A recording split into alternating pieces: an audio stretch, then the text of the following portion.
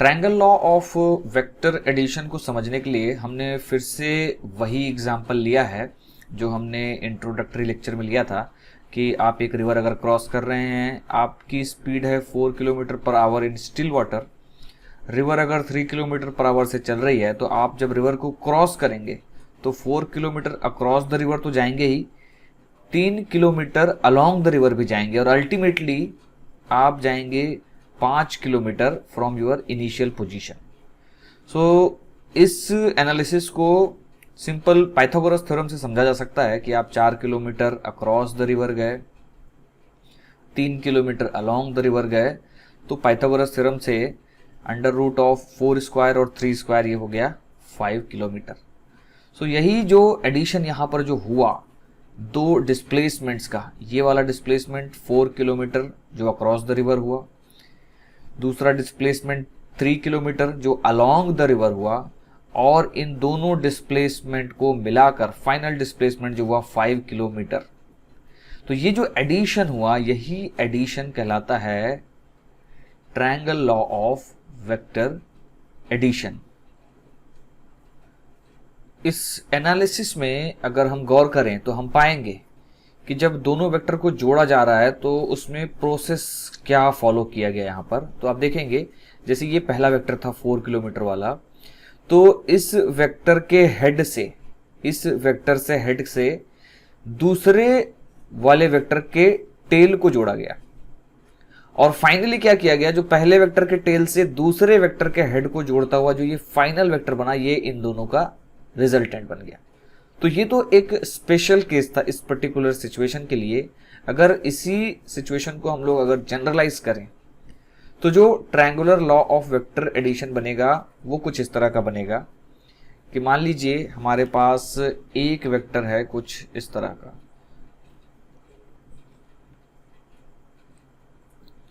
एक वेक्टर है इस तरह का, ये हमारा एक वेक्टर हो गया और ये उसकी डायरेक्शन हो गई।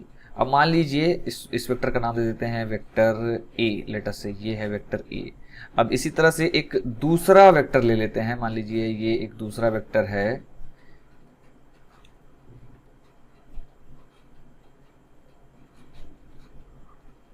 ये है मान लीजिए हमारा दूसरा वेक्टर और इसका नाम है वेक्टर बी। तो अगर हमें वेक्टर ए और वेक्टर बी को जोड़ना है तो क्या करना पड़ेगा, वेक्टर ए के हेड से वेक्टर बी के टेल को जोड़ना पड़ेगा। तो अल्टीमेटली मुझे करना क्या पड़ेगा, इस वेक्टर बी को अपने पैरेलल मूव कराना पड़ेगा, अपने पैरेलल मूव करा के इसके टेल को इसके हेड से जोड़ना पड़ेगा। तो मैं क्या करता हूं, इस वेक्टर बी को अपने पैरेलली मूव कराता हूं,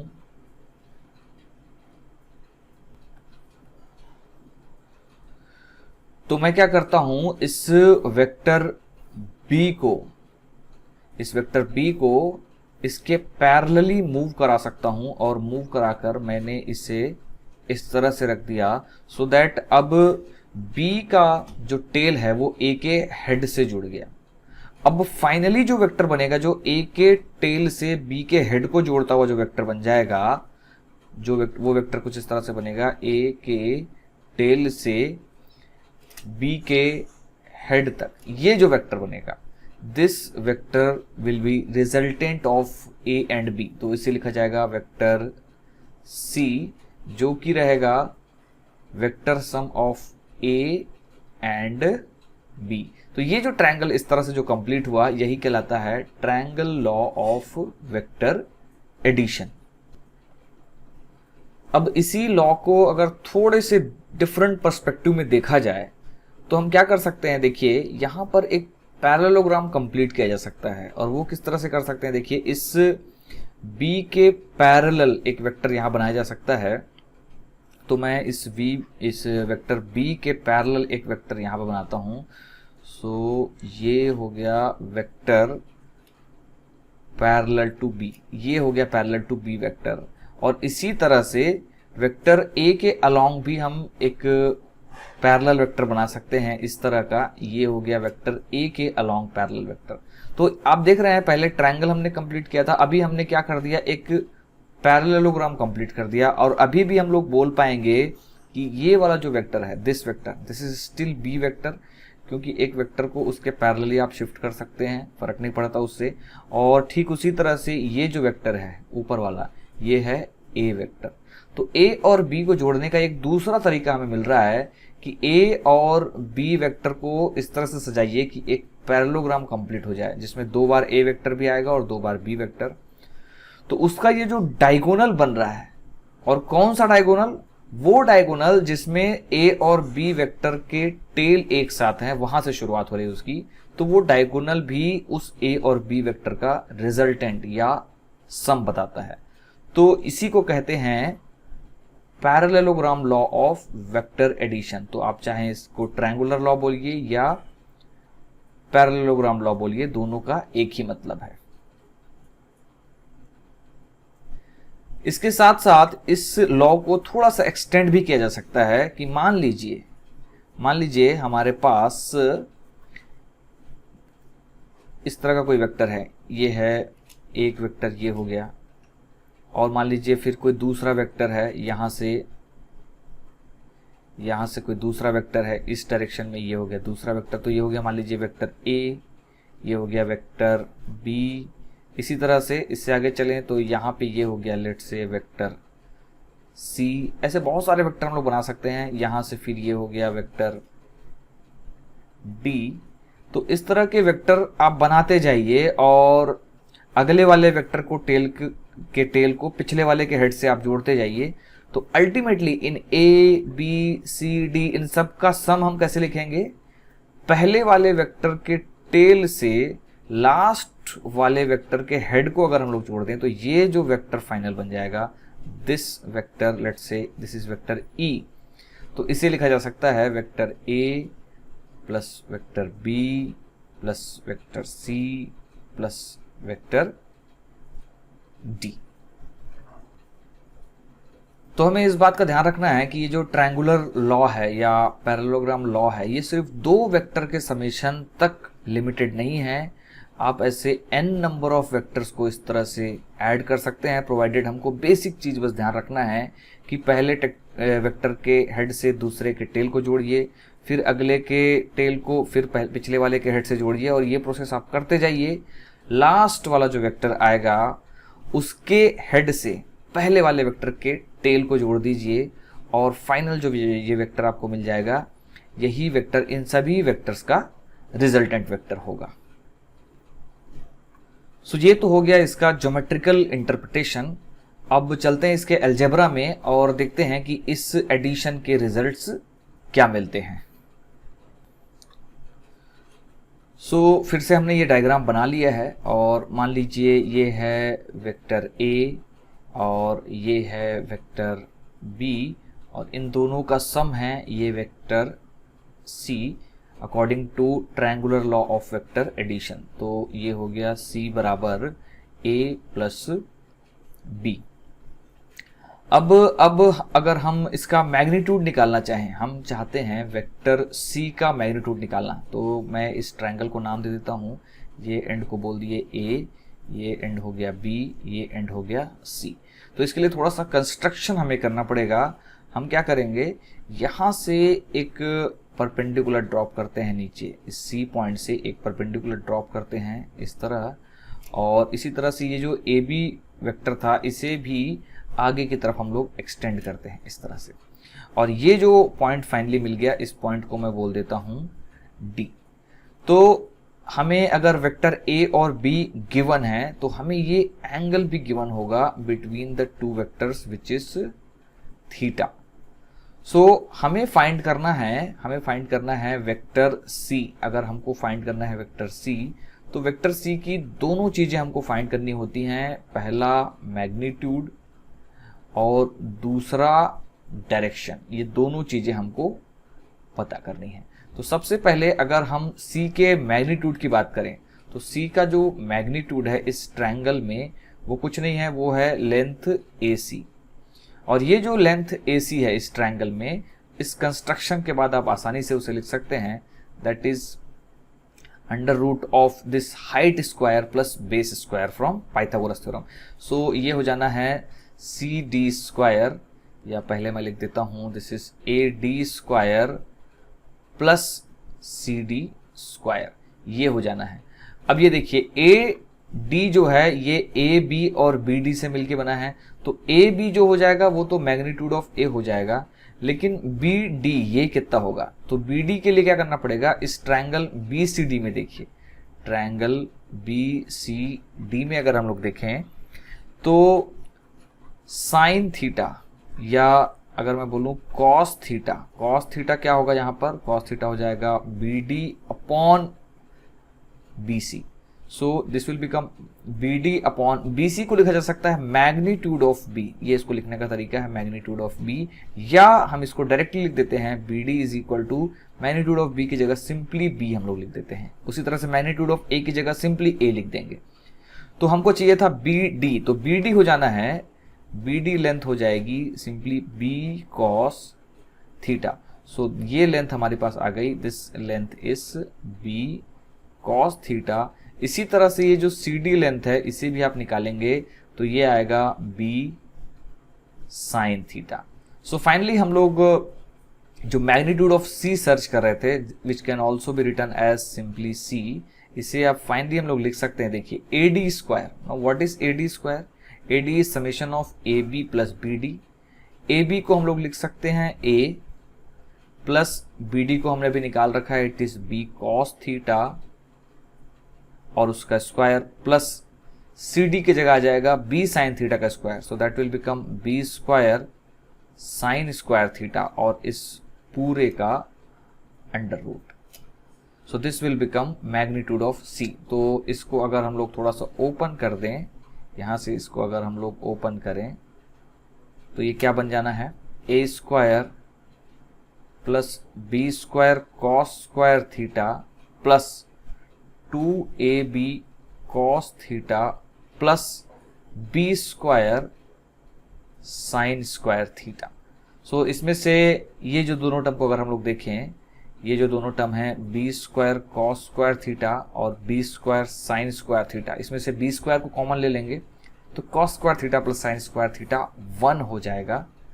सो ये सिंपली बन जाएगा बी स्क्वायर। सो सी जो है वो फाइनली बन जाएगा under root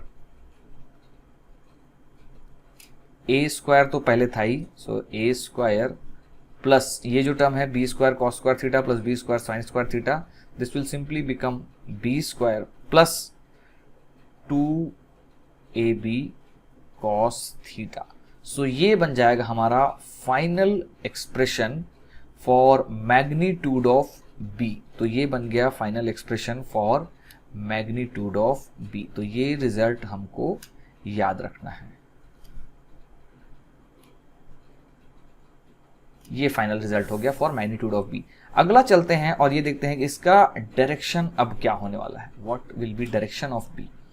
so direction of B के लिए हम एंगल की बात करेंगे, डायरेक्शन ऑफ बी नहीं sorry C, direction of C. Direction of C आप देख सकते हैं यहां से, ये जो एंगल है, ये जो एंगल बना रहा है ये वेक्टर सी ए के साथ, इसे मैं बोल देता हूं अल्फा।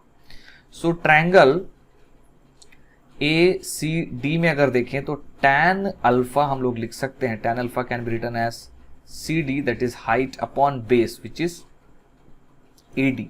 सी डी को लिखा जा सकता है B sine theta and that divided by base की जगह आ जाएगा a plus B cos theta, तो ये हो जाएगा a plus B cos theta. तो फाइनली हम लोग बोल पाएंगे alpha is equal to tan inverse of b sin theta upon a plus B cos theta.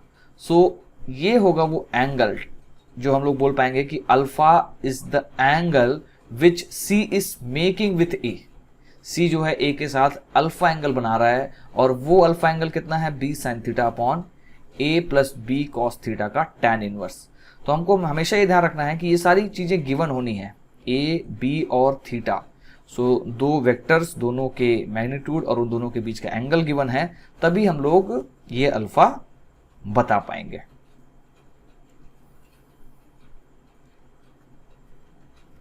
So ये तो हो गया वेक्टर सी का मैग्नीट्यूड और साथ ही साथ वेक्टर सी का डायरेक्शन। तो हमारे पास अब वेक्टर सी का कंप्लीट इंफॉर्मेशन आ चुका है। तो अब इनसे रिलेटेड कुछ पर्टिकुलर केसेस डिस्कस करते हैं कि थीटा के वेरियस एंगल्स के लिए, वेरियस वैल्यूज के लिए ये सी की वैल्यू क्या निकल के आती है। सो ये रिजल्ट मैंने यहाँ पर फिर से लिख दिया है कि अगर आपके पास है दो वेक्टर ए और बी जिसके बीच एंगल अगर थीटा है, तो हम इन दोनों का रिजल्टेंट, ए और बी वेक्टर का रिजल्टेंट या सम डिफाइन कर सकते हैं, and that will be given by vector C. C का जो मैग्नीट्यूड होगा वो इस तरह से बनेगा, so that it is A square plus B square plus 2ab cos theta, जहां पर ए और बी, वेक्टर ए और बी के मैग्नीट्यूड्स हैं, और tan alpha angle the vector C will make with vector A, ये होगा B sine theta upon A plus B cos theta. तो हम लोग इसमें से कुछ केसेस डिस्कस करते हैं। सबसे पहले केस 1, मान लीजिए थीटा बराबर 0 है। थीटा बराबर 0 होने का मतलब क्या होता है कि जो दोनों वेक्टर हैं, लेट अस से ये है वेक्टर ए और ये है वेक्टर बी, तो दोनों के बीच में एंगल जो हो जाना है वो जाना है 0। तो ऐसे केसेस में हम लोग बोलते हैं these are parallel vectors, these are parallel vectors. तो यहां पर देखेंगे अगर थीटा 0 है तो कॉस थीटा क्या हो जाएगा, कॉस थीटा सिंपली हो जाएगा 1। कॉस थीटा 1 होने से आप देखेंगे ये जो फॉर्मूला बन जाएगा जो समेशन का, वो क्या हो जाएगा, A square plus B square plus 2ab। So C को हम लोग यहां पर लिख सकते हैं, C can be written as simply A square, C को लिखा जा सकता है ए square plus B square plus 2ab, ये हो गया। और अल्टीमेटली ये क्या बन गया, this is nothing but A plus B whole square, A plus B whole square, और फाइनली ये हो जाएगा simply A plus B. So इस केस में अगर आपका थीटा बराबर 0 है तो C nothing but A plus B, दोनों के जो मैग्नीट्यूड्स हैं वो डायरेक्टली जुड़ जाएंगे।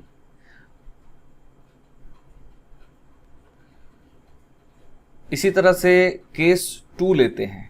केस 2, मान लीजिए थीटा बराबर है 180 डिग्री। इसका मतलब हुआ कि एक वेक्टर, लेट अस से ये है vector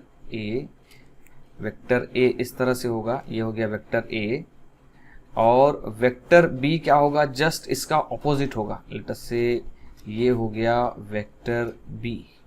so vector A and vector B they are anti parallel, तो इसको बोलते हैं एंटी पैरेलल वेक्टर्स। ये हो गए एंटी पैरेलल वेक्टर्स।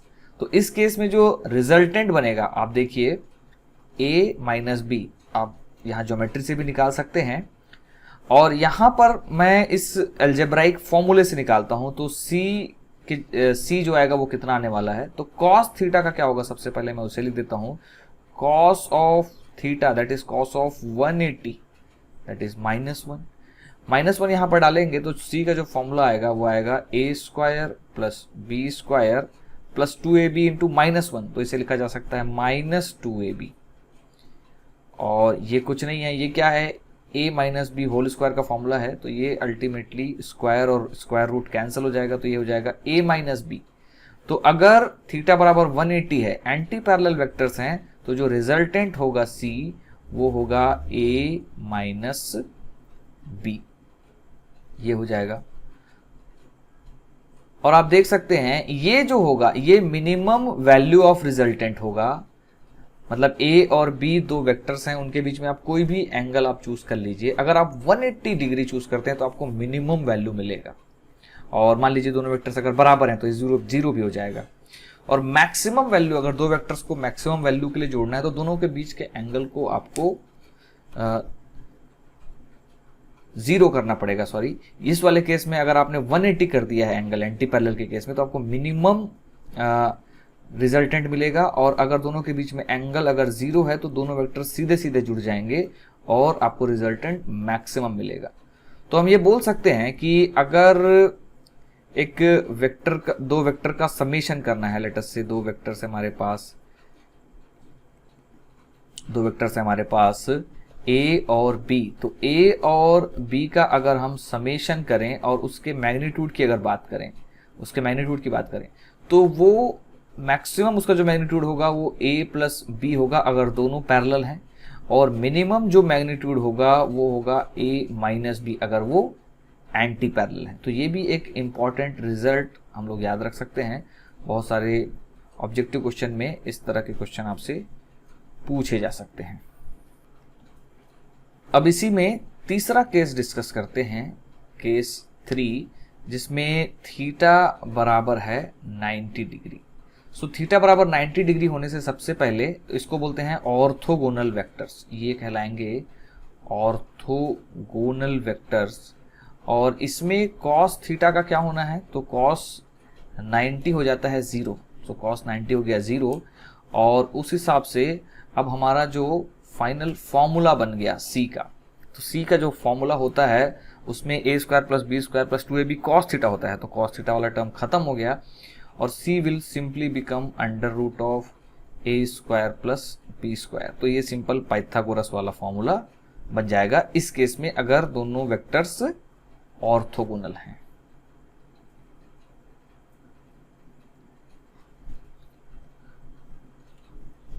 तो अब इस एनालिसिस को इलस्ट्रेट करने के लिए एक छोटा सा एग्जांपल मैं यहां पर सॉल्व करता हूं। सो यहां पर एग्जांपल में हमको दो वेक्टर्स गिवन है और उनका मैग्नीट्यूड इक्वल है, और साथ ही साथ यह है कि उसका जो रिजल्टेंट वेक्टर है, मतलब दोनों का समेशन करके जो वेक्टर बनता है, उसका मैग्नीट्यूड भी इन दोनों वेक्टर्स के इंडिविजुअल मैग्नीट्यूड के बराबर है। सो फाइनली हमको angle between the two vectors find करना है। सो लेट अस से दो वेक्टर्स हैं, लेट अस से वेक्टर ए और वेक्टर बी। मान लीजिए वेक्टर ए है और वेक्टर बी, तो वेक्टर ए का मैग्नीट्यूड जो है वो वेक्टर बी के मैग्नीट्यूड के बराबर है, और ये resultant of the two A B उसके बराबर है सी, और इससे मान लीजिए लिख देते हैं एक्स। सो हमको मालूम है कि जो सी वेक्टर होता है उसका जो मैग्नीट्यूड होता है that is given by under root magnitude of A which is A square plus magnitude of B which is B square plus 2ab cos theta. So इसमें इन सारी चीज़ों को एक्स पुट कर दें तो ये हो जाएगा, इसको और साथ ही साथ इसको स्क्वायर भी कर देते हैं तो ये हो जाएगा X square will be equal to X square plus 2, again A और बी दोनों एक्स के बराबर हैं तो ये हो जाएगा X square cos theta. X square को थ्रू आउट हम लोग कैंसिल कर सकते हैं, सो ये हो जाएगा 1 इज इक्वल टू, ये एक्स स्क्वायर भी कैंसिल हो जाएगा, 1 will be equal to 2 common ले लेंगे, ये हो जाएगा 1 प्लस 1 2 को कॉमन बाहर ले लेंगे, सो 1 प्लस कॉस थीटा हो जाएगा। ये 2 इधर लेफ्ट साइड में जाएगा तो ये हो जाएगा 1/2, और 1 प्लस कॉस थीटा को लिखा जा सकता है cos square 2 cos square θ/2। So finally cos square θ/2 ये किसके बराबर हो जाएगा, ये हो जाएगा ये 2 अगेन LHS में जाएगा तो ये हो जाएगा 1/4, और कॉस θ/2 को हम लोग लिख सकते हैं 1/2। ये एक्चुअली प्लस माइनस में आएगा, सो अभी मैं सिर्फ प्लस अगर रिजल्ट देखूं तो ये cos θ/2 ये हो जाएगा 1/2। यहाँ से हम लोग θ/2 लिख सकते हैं, θ/2 will be equal to 60 degree, और थीटा को लिखा जा सकता है 120 डिग्रीज। सो एंगल जो होगा वो 120 डिग्री हो जाएगा between the vectors A and B. आप चाहे तो माइनस वाला केस भी ले सकते हैं, cos θ/2 एक्चुअल में -1/2 भी हो सकता है क्योंकि ये स्क्वायर था यहाँ पर। सो 1/2 का भी जो स्क्वायर होगा 1/4 होगा, -1/2 का भी स्क्वायर 1/4 होगा। सो इस केस में जो θ/2 आएगा वो -60 डिग्री हो जाएगा, या थीटा को आप लोग लिख सकते हैं 120 डिग्रीज -120 डिग्री। सो ये जो है ये एंटी क्लॉकवाइज सेंस में मेजर्ड एंगल होगा, ये क्लॉकवाइज सेंस में मेजर्ड होगा, बट इफेक्टिवली जो ए और बी के बीच जो एंगल होगा वो 120 डिग्री ही होगा। अब चलते हैं इस लेक्चर के लास्ट पार्ट की तरफ और हम लोग डिस्कस करते हैं सब्ट्रैक्शन ऑफ वेक्टर्स। सो मान लीजिए हमारे पास ये दो वेक्टर्स हैं, वेक्टर ए और वेक्टर बी। ये कहीं भी हो सकता था बी वेक्टर, इसको हमने ट्रांसलेट करके यहाँ पर ले आए हैं सो दैट इसका जो टेल है ए के हेड से जुड़ गया है। तो इस तरह से जब हम लोग इसको अरेंज करते हैं तो हमको मालूम है कि जो सी, जो resultant of this two vectors होता है, वो होता है ये वाला vector. This vector C is nothing but A plus B. अब हमको निकालना है सब्ट्रैक्शन ऑफ वेक्टर, मतलब हमें निकालना है ए माइनस बी। ये हम लोग सर्च कर रहे हैं, तो हमको क्या करना पड़ेगा इसमें, ये जो वेक्टर बी है, इस वेक्टर बी का नेगेटिव वेक्टर्स पहले निकाल लेते हैं। तो नेगेटिव वेक्टर क्या होता है कि सेम मैग्नीट्यूड का और अपोजिट डायरेक्शन का वेक्टर। सो ये हो जाएगा वेक्टर कुछ इस तरह से, ये वेक्टर हो जाएगा, this will be minus B, ये हो जाएगा माइनस बी वेक्टर। और अगर हम ए के टेल को माइनस बी के हेड से जोड़ दें, माइनस बी के हेड से इस तरह से जोड़ दें, तो हम पाएंगे कि ये जो फाइनल वेक्टर होगा, दिस वेक्टर, जिसको मैं बोल देता हूं vector D. So vector D will be summation of vector A plus summation of vector minus B. A और माइनस बी का समेशन जो हो गया वो हो गया वेक्टर डी। तो इसी को, ये प्लस और माइनस को कंबाइन करके लिख सकते हैं, vector D will be equal to A minus B. तो हमको अब समझ में आ रहा है कि अगर सब्ट्रैक्शन करना है दो वेक्टर्स का, तो दूसरे वेक्टर का पहले नेगेटिव वेक्टर बना दीजिए और उसको पहले वेक्टर के साथ जोड़ दीजिए यूजिंग ट्रायंगुलर लॉ। तो ये तो हो गया इसकी ज्योमेट्री। अब देखते हैं कि इसका अलजेब्रा क्या होता है। तो मान लीजिए ये लाइन आगे थोड़ा खींच देते हैं, तो ये जो एंगल है ये था थीटा। थीटा क्या था, angle between vectors A and B. So theta was angle between vectors A and B, vectors A and B. तो अब हमको चाहिए angle between vector A and minus B, ये कितना होने वाला है। तो ये अगर थीटा था तो ये जो एंगल है between A and minus B, ये एंगल हो जाएगा 180 माइनस थीटा। और इस हिसाब से ये जो डी वेक्टर हम लोग लिख रहे हैं, डी वेक्टर का जो मैग्नीट्यूड होगा वो क्या होगा, under root of A square plus minus b का भी जो मैग्नीट्यूड है वो बी ही होगा, plus 2ab cos of 180 minus theta. So जो d का मैग्नीट्यूड हो जाएगा वो हो जाएगा under root a square plus B square, cos of 180 minus theta हो जाता है minus cos theta. So this can be written as minus 2ab cos theta. तो इस तरह से हमको याद रखना है कि जब भी दो वेक्टर का सब्ट्रैक्शन होगा तो उसका रिजल्ट हम लोग इस तरह से लिखेंगे। एडिशन में यहां पर प्लस आता था, सब्ट्रैक्शन में यहां पर माइनस आ जाएगा। सो इस कॉन्सेप्ट को इलस्ट्रेट करने के लिए एक सिंपल से एग्जांपल यहां पर सॉल्व करते हैं। सो हमें गिवन है two vectors A and B और उनके समेशन का जो मैग्नीट्यूड है और उसके सब्ट्रैक्शन का जो मैग्नीट्यूड है दोनों सेम है। सो इस डेटा को यूज करके हमें बताना है कि ए और बी के बीच का एंगल कितना है। सो समेशन ऑफ ए और बी को हम लोग लिख सकते हैं under root a square plus B square plus 2ab cos theta, जहां पर थीटा ए और बी के बीच का एंगल है। और उसी तरह से a माइनस बी को लिखा जा सकता है ए square plus B square minus 2ab cos theta. ये अभी हमने फॉर्मूले में पढ़ा। इस दोनों को अगर हम लोग स्क्वायर कर दें और ये ए स्क्वायर और बी स्क्वायर और साथ ही साथ ये 2ab को कैंसिल कर दें तो हमें मिलेगा cos theta should be equal to minus cos theta.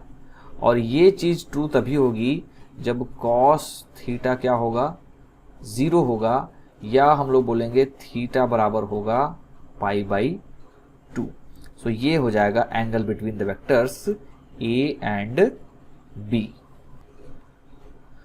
सो आज के लेक्चर में इतना ही करते हैं। अगले लेक्चर में हम लोग पढ़ेंगे रिजोल्यूशन ऑफ वेक्टर्स और साथ ही साथ यूनिट वेक्टर भी डिस्कस करेंगे।